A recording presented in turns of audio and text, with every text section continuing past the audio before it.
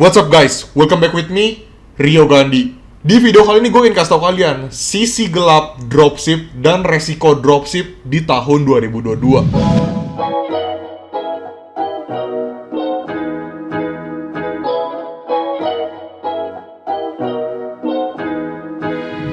Gak fair lah ya kalau misalnya gue kasih tau kalian mengenai keuntungan dropship, benefit dropship, terus caranya dropship gimana. Kalau misalnya kalian tuh gak tahu sisi gelap dropship tuh seperti apa dan resiko-resiko apa aja sih yang bisa didapatkan kalau misalnya kalian dropship. Ya walaupun dropship itu bisa dibilang menguntungkan ya, dan resiko cukup rendah, tapi bukan berarti nggak ada resiko.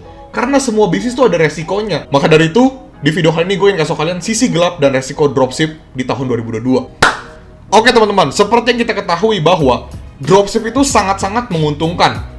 Resikonya rendah, pokoknya asik lah ya, dimana kita nggak stok produk, kita nggak perlu modal yang terlalu banyak, kita nggak perlu buka toko offline, tapi kita tetap bisa jualan di online dengan metode dropship. Keuntungannya bisa buat kita. Tapi masa iya sih nggak ada keburukan atau kejelekan atau resiko ketika kita dropship? Jadi apakah dropship menguntungkan? Yes, sangat-sangat menguntungkan teman-teman. Apakah resikonya rendah?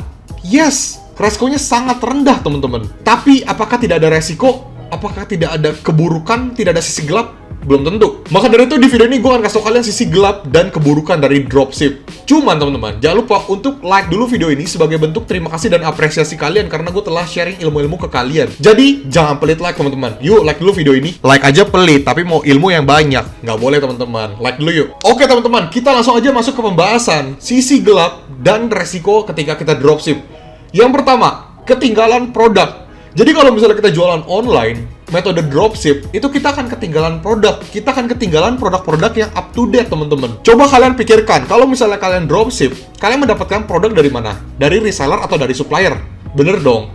Nah, supplier ini ketika ada produk baru, mungkin dia impor, produksi sendiri, dia akan kasih tahu ke reseller dulu. Atau mungkin dia upload dulu nih, kalau misalnya dijualan di marketplace, dia upload dulu. Tapi sebelum upload, biasanya dia kasih tahu dulu ke supplier. Tapi sebelum si supplier upload, dia akan kasih tahu dulu nih ke reseller. Apakah kalian akan dikasih tahu? Biasanya tidak, karena supplier akan lebih memprioritaskan reseller karena dia akan mengambil grosir dibandingkan kalian yang seorang dropshipper yang tidak menyetok sama sekali. Jadi supplier akan menawarkan mau produk ini atau tidak nih, produk baru nih. Jadi kalian sebagai dropshipper tuh nggak tahu. Makanya kalian tuh suka ketinggalan produk-produk baru. Jadi ketika produknya udah mulai naik, udah mulai laku di pasaran, udah pada upload, kalian tuh belum tahu. Jadi kalau misalnya kalian nggak rajin-rajin ngecek, kalian nggak rajin-rajin nanya, otomatis ya kalian nggak tahu, kalian akan ketinggalan produk yang up to date.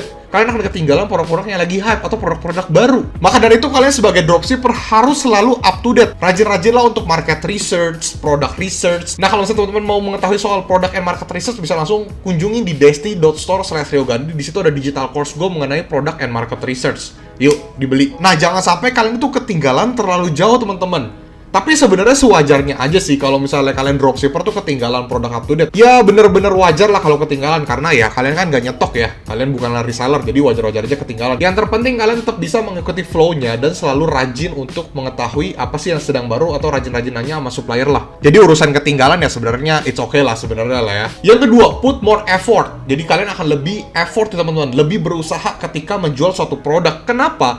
Karena kalian sebagai dropshipper, kalian bukanlah yang termurah. Kalian tidak mendapatkan produk yang up to date seperti poin nomor pertama. Jadi kalian akan ketinggalan produknya. Jadi kalian harus lebih memaksimalkan produk kalian, lebih memaksimalkan marketing campaign kalian ketika kalian mulai memasukkan produk jualan kalian untuk nge-push supaya bisa terjual banyak, supaya traffic pada datang ke toko kalian atau ke produk kalian.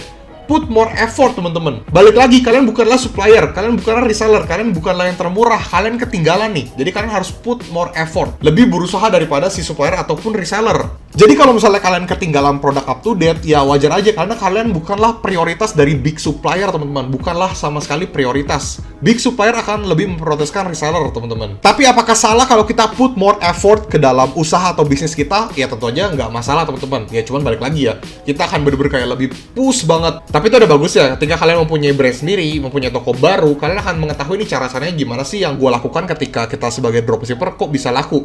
Kita punya tuh strategi dan analisa tersebut. Jadi ketika kita punya brand baru, produksi baru, impor baru, kayaknya ini deh yang efektif karena waktu gue sebagai dropshipper gue melakukan cara-cara ini. Jadi akan ada selalu sisi positif di balik sisi negatif, oke? Yang ketiga, sering boncos. Siapa yang sering boncos kalau misalnya dropshipper angkat tangan? Yes, gue dulu pun sering-sering banget boncos ya teman-teman ya. Tapi itu adalah hal yang wajar ya, karena tergantung goals atau tujuan kalian ketika kalian memulai iklan. Waktu dropshipper, itu iklan tuh udah pasti boncos. Bukan pasti sih, kayak lebih sering boncos, tapi bukan berarti akan boncos terus ya. Balik lagi, karena itu adalah hal yang wajar. Kalian bukanlah reseller, kalian bukan supplier, kalian bukanlah yang punya brand sendiri. Jadi wajar-wajar aja, kalian bukanlah yang termurah. Jadi pasti sering boncos. Udah gitu, apalagi kalau toko baru ya, nggak ada produk yang ada ulasan, toko-tokonya masih baru, produk-produknya masih baru. Jadi kalau boncos kayak ya, biasalah teman-teman. Tapi balik lagi ke kalian, gue infokan. Tergantung goals kalian ya ketika iklan. Cuman boncos itu kayak sering banget lah kalau dropship. Teman kalau misalnya goals kalian untuk mendapatkan traffic, untuk mendapatkan kayak yang penting datengin dulu nih traffic sebanyak-banyaknya ke toko gua. Datangin traffic sebanyak-banyaknya ke produk gua.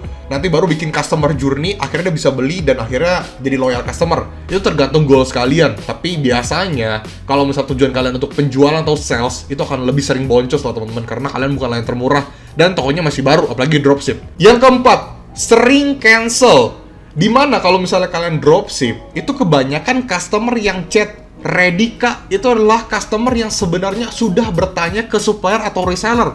Setuju gak? Pernah gak kalian mendapatkan customer yang nanya ready kak? Terus ketika kalian sebagai dropshipper nanya ke reseller atau supplier, ini ready gak? Ternyata kosong. Ternyata si customer tersebut itu udah nanya duluan ke supplier atau reseller tersebut dan kosong. Akhirnya dia ke kamu. Jadi otomatis ya kalian akan sering cancel. Tapi kalau misalnya customer udah keburu order gimana? Ya mau gak mau cancel kan? Karena kalian nggak ada pilihan lain. Karena kalian nggak punya stoknya teman-teman. Kalian dropship. Jadi otomatis ketika ada customer nanya ke kalian, ya biasanya hampir 20-30% kebanyakan customer itu udah nanya ke supplier atau reseller dulu, baru nanya ke kalian kalau misalnya mereka tuh kosong. Sebagai dropship produk atau orderan yang cancel itu adalah hal-hal yang biasa. Cuman kita bisa menanggulanginya teman-teman. Teman-teman bisa menonton video gue di mana gue caranya dropship mendapatkan omset 36 juta tanpa stok di sini.